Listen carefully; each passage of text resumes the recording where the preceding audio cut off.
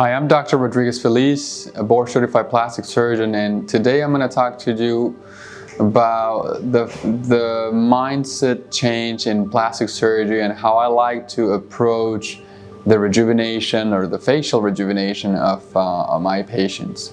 I think plastic surgery has become a specialty more towards the maintenance look or goal, rather than treating an actual problem. In the past, patients used to wait until their 50s or 60s to actually treat a problem that has been going on since they were probably in their late 20s, related to sun damage, etc. But nowadays you see, and I see all the time in my practice, younger patients that are looking to actually prevent those changes from happening. So one of the things that I make my patients understand is that aging, first, it starts to happen very early or earlier than what most of them would think, especially in their 20s or late 20s more often. They start to see, or they can start to see already certain sequelas of sun damage from earlier in their life, and even in their 30s or early 30s, which is also when it started happening to me. I started getting facial fat atrophy, and that is something that as early as in that age you start to see changes that are related to aging.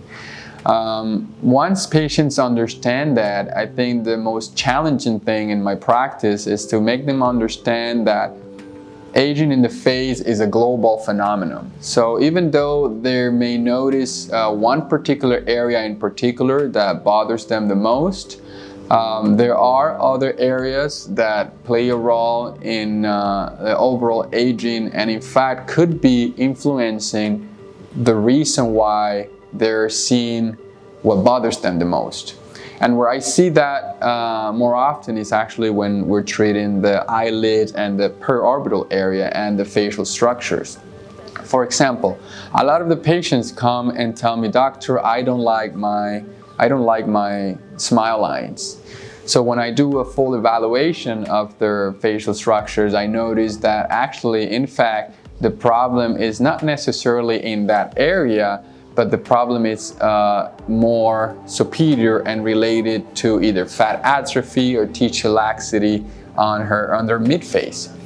So it's very important for me at that time to make them understand why we should not treat, at least initially, the nasolabial fold, but instead we should concentrate our efforts on creating volume and sometimes even lifting the mid-face in order to also improve what bothers them at this point, which is the smile lines.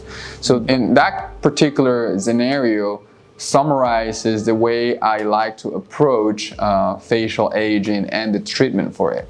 So that being said, when a patient comes to see a doctor for a particular problem, it is our job to make sure that the patient gets a comprehensive analysis, and then we recommend all the treatments that are going to basically transform that patient's face. That does not mean that the patient has to spend an exorbitant amount of money in that one particular time to solve all her problems. And that has basically been my philosophy in my practice, where patients get a comprehensive treatment plan that we design for them over a period of time so that we can help them actually transform their face. So I'm very, very specific with them when they're in my office that this is going to be a process, that they're not going to come to my office and get a one treatment and done. The best results I see are with patients that come, let's say, every 3 months with a small budget, and they do some sort of treatment. It is my job to help them allocate that amount of money.